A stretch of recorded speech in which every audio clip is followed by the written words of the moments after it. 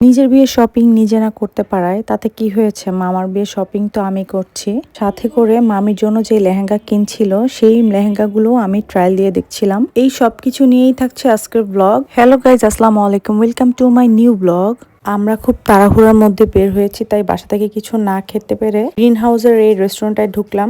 I think যারা new মার্কেটে যান তারা সবাই এই রেস্টুরেন্টটা চেনেন। খুব তাড়াহুড়ার মধ্যে ছিলাম, তাই যেতটুকু পেরেছি অতটুকু ভিডিও করে খাওয়া দাওয়া করে বের হয়ে গেছি। ফার্স্টেই আমরা দেখা স্টার্ট করলাম লেহেঙ্গা দিয়ে।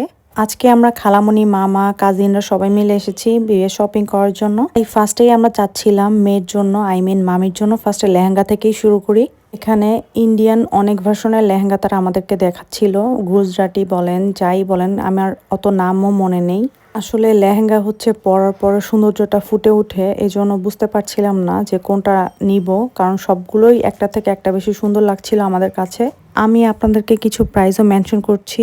এই যে গুজরাটি লেহেঙ্গাগুলো তারা দেখাচ্ছিল, এগুলোর প্রাইস বলছিল তারা স্টার্টিং 35,000 থেকে। নিচে কিন্তু তারা অনেক নেট স্টোনের লেহেঙ্গাও তারা দেখিয়েছে, সেগুলো আমাদের কাছে একদমই ভালো লাগছিল না, বিধায় আমরা এই লেহেঙ্গাগুলোই দেখছিলাম।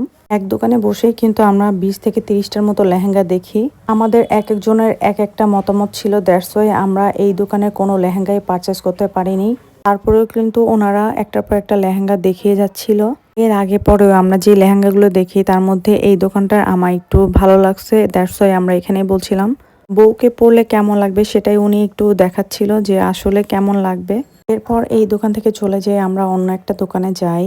যেহেতু আমরা রেড মেরুন টাইপ লেহেঙ্গায় চাচ্ছিলাম, তাই আমরা এই কালারগুলোই প্রেফার করছিলাম তাদের কাছে। দোকানে গেলে আরো বোঝা যায় যে নতুন নতুন অনেক ব্রাইডের নতুন কালেকশনগুলোও আসছে। এখানে যেই পুঁতি টাইপের বা স্টোন টাইপের লেহেঙ্গা দেখাচ্ছিল, এগুলো একদমই ভালো লাগছিল না। লাস্টলি আমরা একটা দোকানে আসি, এটা হচ্ছে 3rd ফ্লোর আলিহা নামের একটা শপে। এই দোকানের সবগুলো লেহেঙ্গাই আমার কাছে বেশ ভালো লাগছিল, তারপরেও তারা আমাদেরকে আরো কয়েকটা ডিজাইনে দেখাচ্ছিল। আমরা সবাই মিলে এই লেহেঙ্গাটা চুজ করি। এরপরে এই লেহেঙ্গাটা, এটা আমার কাছে মারাত্মক পরিমাণে সুন্দর লাগছিল। এটা তারা প্রাইস বলছিল 65,000। এরপর তারা বললো আমাকে ট্রায়াল দিতে, যেহেতু মামি আমার মতোই লম্বা, তাই আমার আন্টি খালামণিরা বলছিল আমাকে ট্রায়াল দেওয়ার জন্য। নিজের বিয়ে শপিং নিজে না করতে পারা একটা আফসোস আমার রয়ে গেছিল, সেটাও আজকে আলহামদুলিল্লাহ পূরণ হয়ে গেল। দুইটা লেহেঙ্গা ট্রায়াল দেওয়ার পরে সবাই এই লেহেঙ্গাটাকে ভোট দিচ্ছিল। আপনাদের কাছে কোনটা ভালো লেগেছে অবশ্যই কমেন্ট করে জানাবেন। এই টাইমটাতে আমার হাজবেন্ডের কথা আমার খুবই মনে পড়ছিল, যে ও দেখে আমাকে কি বলতো। লাস্টলি আমাদের লেহেঙ্গা কেনা এটাই ডান। এরপর আমরা চলে যাই লেহেঙ্গা বানাতে। এরপর আমরা চলে যাই শাড়ি কিনতে, রিসেপশনের শাড়িটা কিনবো আমরা। এরপর আমার ভাবিদের জন্য কিছু শাড়ি কেনা হবে। এই পার্টি শাড়িগুলো আর রিসেপশনের শাড়ি দুটোই আমরা দেখছিলাম যে কোনটা ভালো লাগে বা কোনটা কি। যেহেতু আমরা একটু ডার্ক রেখেছি, এজন্য আমরা চাচ্ছিলাম রিসেপশনের যেন একটু লাইট কালার থাকে, তাই আমরা এই সব লাইট কালারই দেখছিলাম। ল্যাভেন্ডার টাইপের কালারটাই বেশি ভালো লাগছিল আমাদের কাছে। এরপরে আমরা দেখছিলাম কিছু পার্টির শাড়ি আর লেহেঙ্গা আমার কাছে কেন জানি মনে হয় পরলেই ভালো লাগে। একটা পর একটা শাড়ি দেখছিলাম আমরা। এই ল্যাভেন্ডার কালার শাড়িটা আর এরপরে যে মফ কালার শাড়িটা, এই দুইটা সামনাসামনি এত সুন্দর দেখতে। এখন এই দুইটার মধ্যে সিলেক্ট করা হচ্ছিল যে কোনটা নেওয়া যায়। বাকি রিসেপশনের শাড়ি কিনে নেওয়ার পরে এখন আমরা চলে যাচ্ছি পার্টি শাড়ি দেখতে। এখান থেকে আমরা 3টা পার্টি শাড়ি নিব, তাই সেগুলোই দেখছিল সবাই মিলে। এখনের ম্যাক্সিমাম শাড়িগুলো জিমিচু কাপড়ের মধ্যে এসেছে। পর আমাদের এই ল্যাভেন্ডার কালারের এই শাড়িটাই সবাই মিলে চুজ করি। পরে আমরা চলে যাই হলুদের শাড়ি কিনতে। হলুদের শাড়ি আমাদের এক দেখাতে এটাই ভালো লেগে যায়। এরপরও তারা আমাদের আরো নতুন নতুন ডিজাইনের শাড়ি তারা বের করে দেখাচ্ছিল, যে হলুদের জন্য এগুলো পারফেক্ট। এর সাথে করে আমি আপনাদের সাথেও কয়েকটা হলুদের ডিজাইন নতুন নতুন শাড়ি শেয়ার করতে পারছি।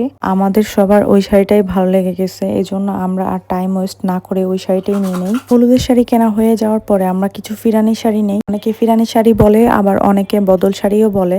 এই শাড়িটাও আমরা চাচ্ছিলাম একটু কালারফুলের মধ্যে দিতে, যেহেতু নতুন বউ কালারফুল শাড়ি না দিলে ভালো লাগবে না, তাই আমরা কালারফুল শাড়িটাই দেখি। এই দোকানে শাড়ি পছন্দ হচ্ছিল না, বিধায় অন্য দোকানে গিয়ে আমাদের এই টাইপের শাড়িগুলো পছন্দ হয়। এরপর আমরা চলে যাই কিছু জামদানি দেখতে আমার নানুর জন্য। জামদানি আমার কাছে বরাবরই অনেক ভালো লাগে। মাঝে দিয়ে আমার ভাবি আবার মণিপুরি শাড়ি কিনছিল, আমি সেটাও ভিডিও ক্লিপ করে নেই আপনাদের জন্য। এরপর আমরা চলে যাই কিছু ডালার শাড়ি দেখতে। ডালাতে ম্যাক্সিমাম মুরব্বীদের শাড়ি দেওয়া হয়, তাই আমরা এই টাইপের শাড়ি দেখছিলাম। এই দোকানে কিন্তু অনেক সুন্দর সুন্দর মুরব্বীদের শাড়ি রয়েছে। টাঙ্গাইলের ম্যাক্সিমাম শাড়ি টাঙ্গাইলের ছিল।